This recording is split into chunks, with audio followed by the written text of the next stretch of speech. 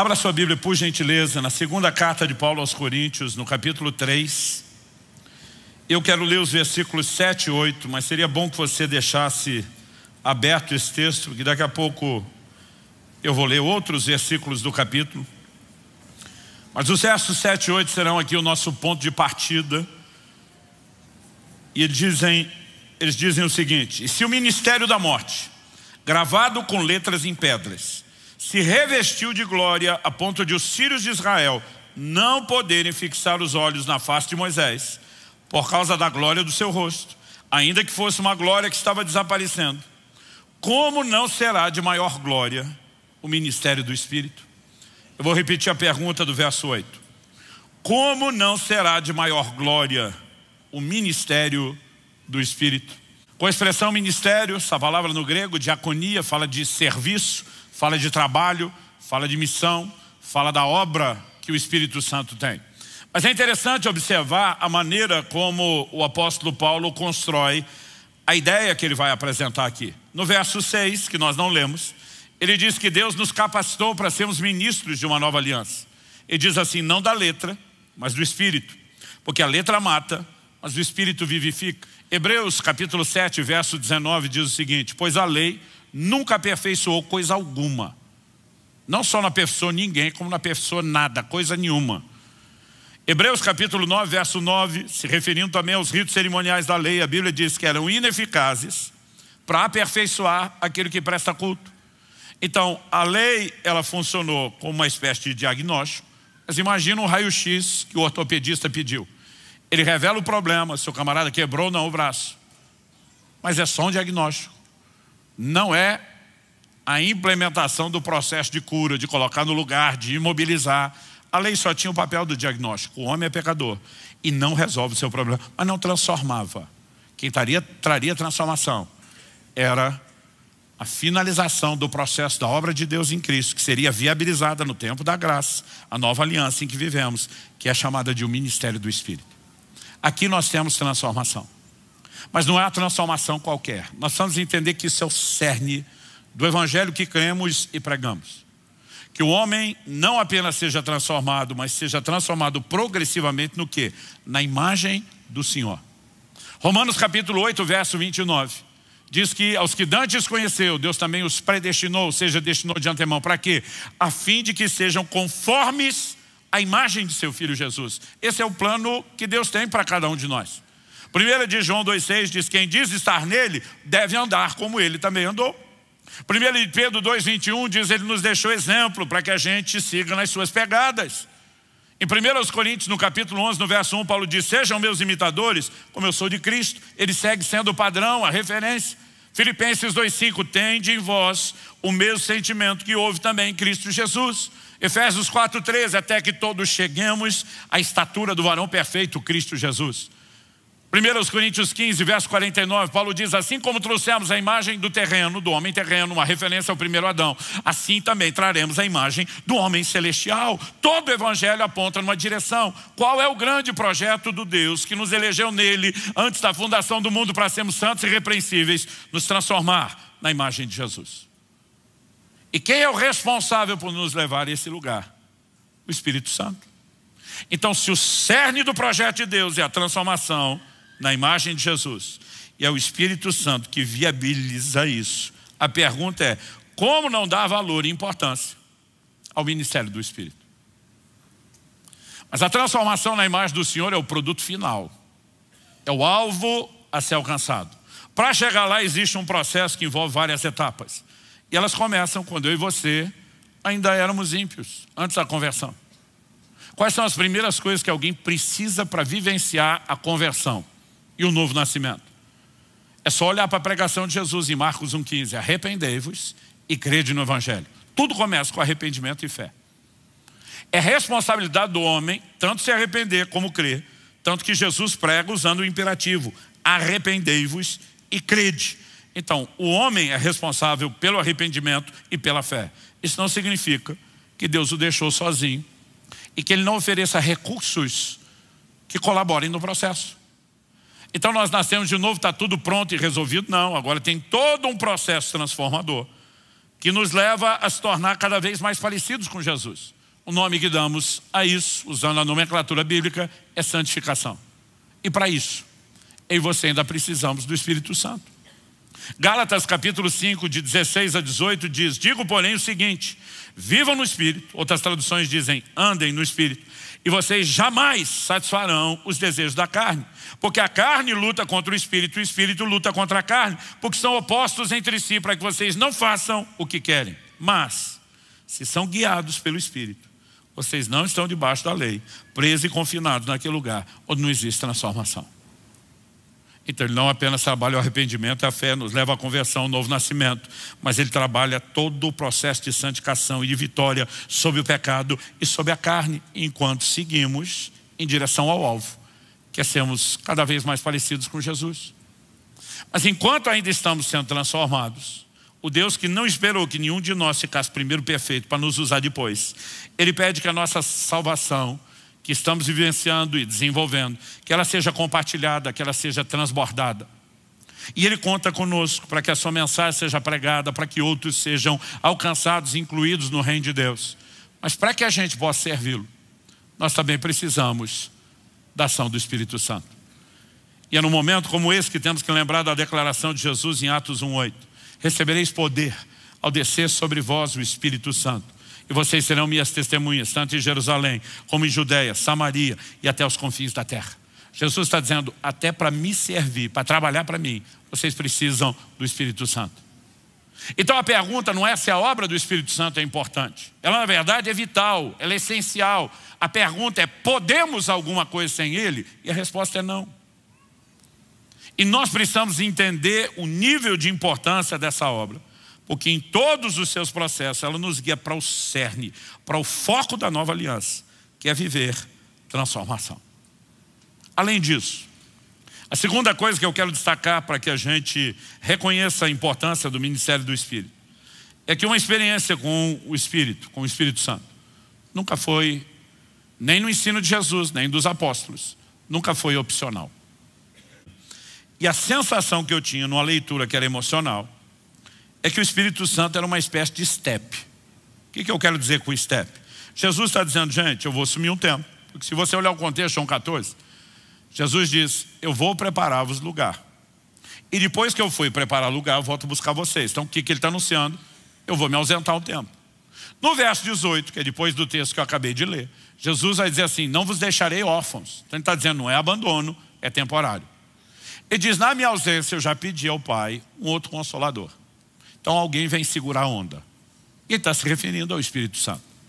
Então eu pensava assim, já que Jesus vai embora, e a gente não vai poder tê-lo pessoalmente, ele vai deixar esse tal do Espírito Santo aí, para o negócio funcionar. Mas na minha cabeça era quase tipo o step. O que eu quero dizer com o step? Já passei por essa fase enquanto solteiro, infelizmente alguns já passaram por essa fase enquanto casados. Essa fase eu digo que tem a ver lá com o começo, quando a gente é garoto e dá valor a coisa que não precisa. E aí eu vejo uns caras que já são casados, ou seja, o cabeça do lar. Mas, ao invés de funcionar como cabeça governo, é um cabeção. Por quê? Ele bota não sei quantos R$1.000 em roda esportiva no carro, enquanto está faltando coisa básica dentro de casa. Mas o que é interessante, que mesmo fazendo essa façanha de não dar tudo que a família precisa, para ele ter aquilo que ele quer, ninguém investe em 5 rodas. O jogo normalmente são 4. Porque nós não estamos nem aí para o step. O step não vai aparecer. Salva um carro ou outro, a maioria fica guardado, escondido no porta-mala. Se tiver que usar, é só uma situação emergencial, curta e breve, até que as coisas se resolvam. Na verdade, quando falamos do step, nem o pneu é lá essas coisas, que dizia a roda. Então na minha cabeça eu pensava no Espírito Santo meio como um step. Então Jesus está dizendo, ó, já que eu estou indo, vocês vão ficar sem ninguém, até que eu volte, vocês não vão estar totalmente desguarnecidos. Essa era a minha leitura.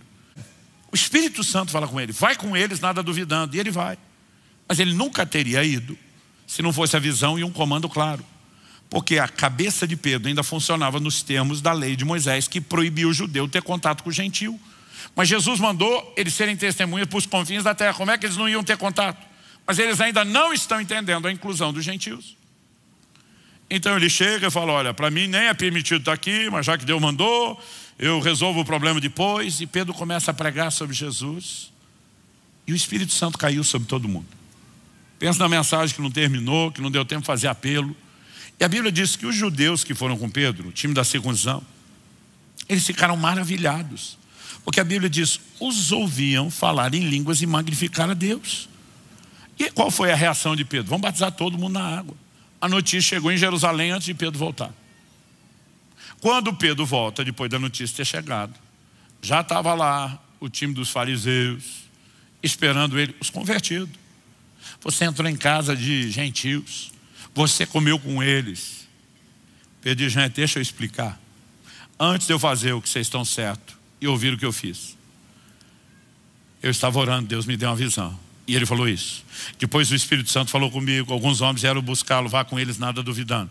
Esses homens só vieram porque um anjo de Deus apareceu a ele. Esse é um homem piedoso, sério, tem bom testemunho de todo mundo. Quando cheguei lá tentando entender o que Deus queria e comecei a pregar o Evangelho, o Espírito Santo foi derramado sobre eles.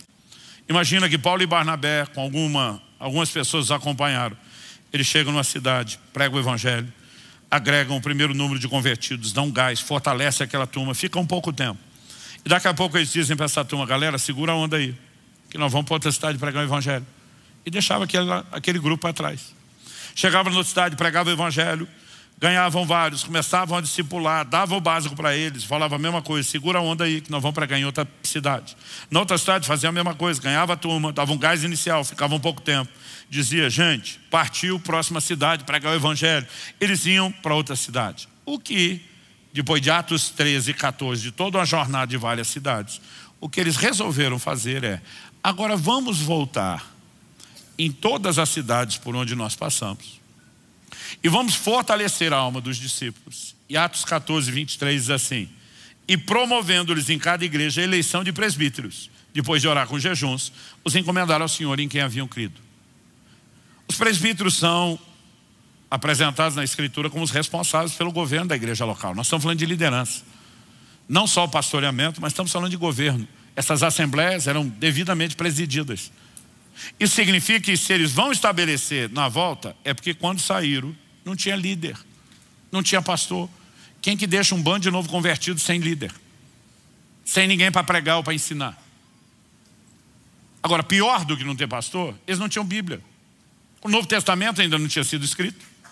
O Velho Testamento só era acessado pelos judeus nas sinagogas. E eles, os gentios, não seriam recebidos, não podiam entrar numa sinagoga. Então eles não têm Bíblia. Esse povo não tinha um prédio de reunião como nós temos. A igreja não é o prédio, a igreja somos nós. Mas eles não tinham um prédio. Pastor, o prédio é a coisa mais essencial? Não, mas ajuda pra caramba.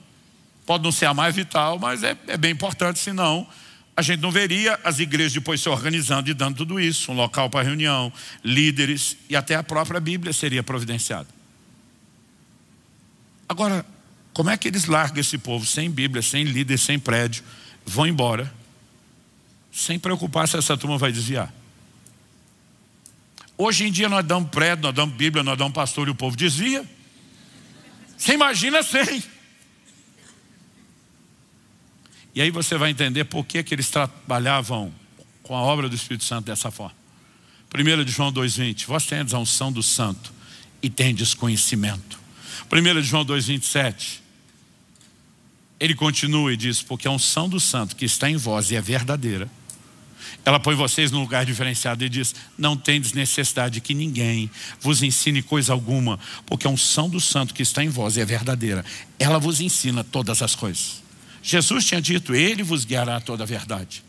Ele estava dizendo, chegará a hora em que nós vamos providenciar a liderança. Isso será importante quando isso acontecer. Chegará o momento que nós teremos a Bíblia e o padrão de fé de tudo aquilo que será pregado e ensinado. Chegará o momento que nós vamos providenciar as outras coisas. Mas agora, a essência de tudo vocês têm.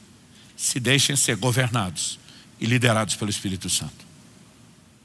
Agora, hoje nós temos tudo. Temos estrutura, temos Bíblia, temos pastor, temos as coisas que eles não tinham.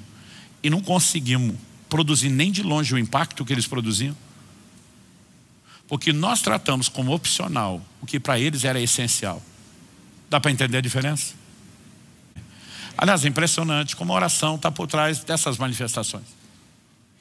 Tem uns crentes que eu acho que eles imaginam que o Espírito Santo é que vai correr atrás dele. Por favor, deixa eu te encher. Vai pegar mal para mim lá em cima com o Pai. Se você não me der, por favor, me deixa te encher. Eu preciso disso. Não vou me sentir um bom Espírito Santo se você não me der espaço. Ele vai olhar para você e dizer: quem escolheu perder foi você. Nós temos que nos expor. Paulo diz: não vos embriagueis com vinho no qual há dissolução, mas encham-se do Espírito. Como? Falando entre vós com salmos, hinos, cânticos espirituais. A Bíblia diz que Deus habita no meio dos louvores, gente. Quem precisa disso é a gente. O impacto não é nele, é na nossa vida. Há uma exposição à presença dele. Nós somos responsáveis por provocar o enchimento. Quem está entendendo? Aliás, essa conjugação enchei-vos, que é feita no koineu, grego antigo, a língua original que foi escrito no Novo Testamento, a gente não tem um equivalente ao que foi escrito no português para traduzir. Aliás, na maioria das línguas não tem. Porque é o que os estudiosos chamam de tempo contínuo. É uma ação ininterrupta. Se fosse traduzido ao pé da letra, seria mais ou menos assim: encham-se, continuem a se encher e nunca jamais parem de se encher. O máximo que a gente tem para indicar continuidade é o gerúndio. O pastor está pregando. Daqui 5 minutos não estará mais. Então o pregando só funciona para agora. Ele não garante continuidade. Eu só reconheço que a ação está acontecendo nesse momento, mas não garante continuidade. No italiano eles têm uma coisa um pouquinho melhor do que a gente para falar de efeito. Por exemplo, eles não dizem que Jesus morreu ou foi morto, como nós conjugamos. No italiano eles falam: Jesus é morto. Porque existe uma regra na gramática deles, deixa eu ver se eu vou lembrar exatamente o que me explicaram, que é mais ou menos assim: a morte de Jesus está no passado, mas o impacto da morte segue dando resultados. Nós conjugamos no presente, mas não estão conjugando o infinitivo. O que foi nos pedido é um ato contínuo. Quem era a turma de Atos 4, onde tremeu o lugar, que estão buscando ser cheio do Espírito Santo? É o povo que já estava em Atos 2 no dia de Pentecostes, que já tinha sido cheio do Espírito Santo e falado em línguas. Eles entenderam que isso não é uma única experiência, que é ato contínuo e que nós somos responsáveis por buscar o enchimento. E de novo em Atos 4, assim como em Atos 2, nós temos um ambiente de oração. Ou seja, nós temos que entender a nossa responsabilidade. 1 Tessalonicenses 5,19, esse é assunto das próximas mensagens, mas só para a gente arrematar aqui. Paulo diz: não apagueis o Espírito. O que ele está dizendo? As traduções mais antigas dizem: não extingais o Espírito. Que existe algum botão escondido em algum lugar dotado de alta tecnologia espiritual, que se alguém descobrir e apertar, o Espírito Santo desapareceu, deixou de existir. Você não extingue a pessoa, ele é o Deus eterno. Aliás, Apocalipse 9,14 o chama de, Hebreus 9,14 o chama de o Espírito eterno. Ele não tem começo nem fim. Então a pessoa dele não pode ser extinta. O que é extinto? A sua obra. Então a obra dele é apresentada na Bíblia como um fogo na minha e na sua vida. Para o fogo ficar aceso, você tem que botar combustível. Não importa se é lenha, o tipo de combustível que estamos falando. Se você põe pouco, o fogo diminui. Se parar de pôr, o fogo apaga. Se botar muito, o fogo aumenta. Mas é nossa responsabilidade manter o fogo aceso, não é dele. Então, se entendemos a importância da obra dele, a ponto de valorizar e dizer: isso é muito sério, a gente não pode brincar, e entendemos a responsabilidade de participar no processo e interagir, isso vai nos levar a um lugar diferente. Mas pastor, como é que a gente interage mesmo? Não perca os próximos domingos, porque nós vamos parcelar esse assunto. Eu gostaria que você fechasse seus olhos por um instante. E antes de passarmos a ceia, eu quero te fazer uma pergunta. Nós sempre precisamos de alguma pergunta prática quando ouvimos a palavra de Deus. Como fizeram para Pedro no dia de Pentecostes, o que eu faço com isso tudo que você falou? Então a minha pergunta para você é: para você saber para onde vai, é importante que você saiba onde está. Para dar os próximos passos, você tem que saber onde está. Então a minha pergunta para você é: onde você se encontra diante desse cenário que apresentamos? Será que você está como aqueles efésios que nunca ouviu falar do Espírito Santo? Que daqui a pouco vai descobrir que não só não recebeu o Espírito Santo, como nem Jesus você recebeu ainda. Que você estava desejoso, estava aberto, estava cheio de vontade, mas mal orientado e precisando do básico. Porque se esse é o lugar onde você está, o próximo passo É trazer Jesus de verdade para dentro e buscar, na sequência, a experiência com o Espírito Santo. Talvez você diga, não, pastor, eu não estou nessa vibe aí dos Efésios, não. Eu acho que eu estou como os apóstolos antes do dia de Pentecostes. Eu já encontrei Jesus, eu sei que eu preciso do Espírito Santo, mas ainda estou buscando e não cheguei nesse lugar da experiência.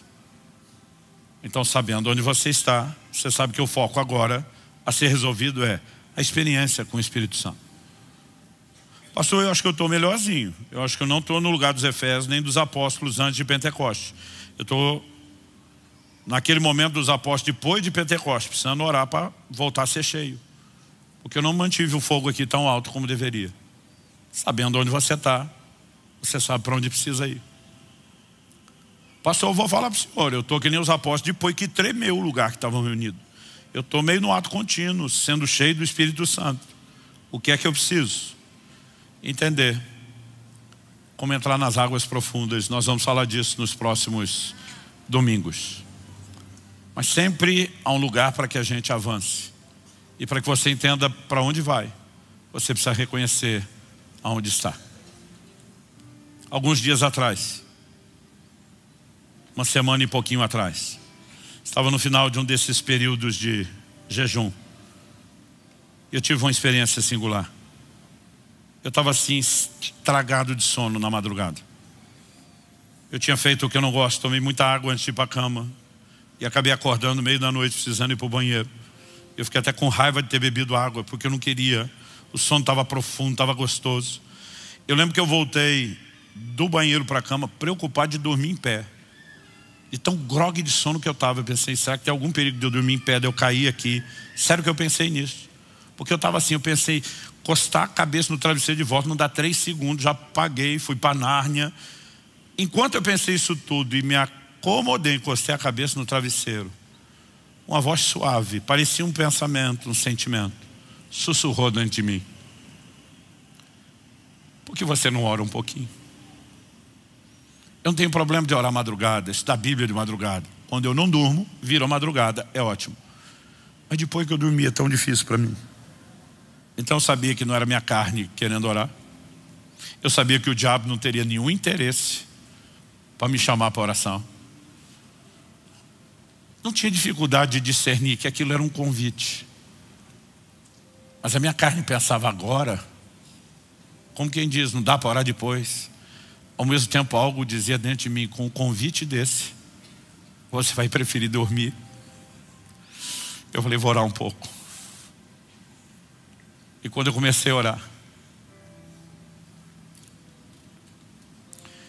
eu não consigo descrever o que aconteceu naquele lugar. Mas foi um dos maiores encontros que eu já tive com a presença de Deus da minha vida. Alguém me perguntou, pastor, você ouviu Jesus? Falei, graças a Deus, não. Acho que eu tinha morrido com a consciência do Deus invisível que eu preguei alguns domingos antes. Temor de Deus se apoderou de mim.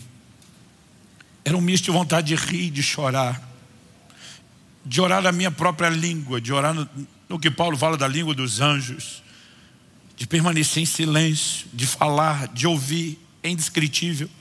Alguém falou, pastor, se eu senti de um lado ou do outro, não, ele estava em todo lugar. E de repente ele me trouxe uma convicção. Ele diz, esse grupo de pessoas não jejuou com você. Nós tivemos quase 20 que entraram nisso espontaneamente, de forma orgânica. Minha mulher e meus filhos, junto com vários dos pastores e líderes da casa, disseram, não, nós vamos te acompanhar dessa vez. E a maioria bateu os 40 dias do jejum. E o Senhor começou a falar comigo. Eu provoquei eles. Eu estou orquestrando essas coisas. Eu estou trazendo um tempo novo. E Ele me deu uma certeza de que algumas coisas aconteceriam de forma diferenciada a partir desse mês nessa casa. Eu não consigo explicar para você o nível de certeza que eu tenho. Então, se você não consegue crer, pega uma carona na minha fé. Um vento vai soprar nesse mês, mas não é para parar esse mês. É para trazer um despertamento que nos leve a um lugar mais profundo. Não só um lugar de maiores experiências, mas de consolidar nosso relacionamento com Ele de uma forma diferenciada.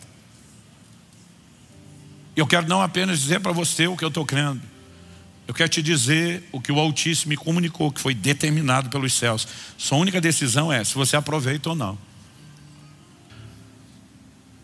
E essas coisas não estão acontecendo à toa. Mas nós queremos que será um mês de realmente entrar no lugar novo. Eu quero convidar você a não ficar de fora, a vir conosco. Se você não vir aqui, não vou terminar nunca. Então eles vão achar que você não quer fazer assim. Então eu não vou. E deixa eu fazer mais uma breve oração. Se o Senhor não vivificar essa palavra, Senhor, terá sido só uma aula sobre o Espírito Santo. E nós te pedimos mais. Nós te pedimos por uma santa provocação, por um despertamento, por um movimento espiritual intenso e poderoso de restaurar a sensibilidade, de nos chamar, de nos atrair para perto de si e de encontrar em nós resposta. Nós oramos que não apenas nesses ambientes de culto, mas a partir deles, que o Senhor visite os nossos irmãos nos seus lares enquanto dormem, em qualquer outro ambiente, que seja um tempo não apenas de uma ativação de dons ou da unção, mas de um reencontro na comunhão com o Espírito Santo. Nós clamamos em nome de Jesus. Em nome de Jesus.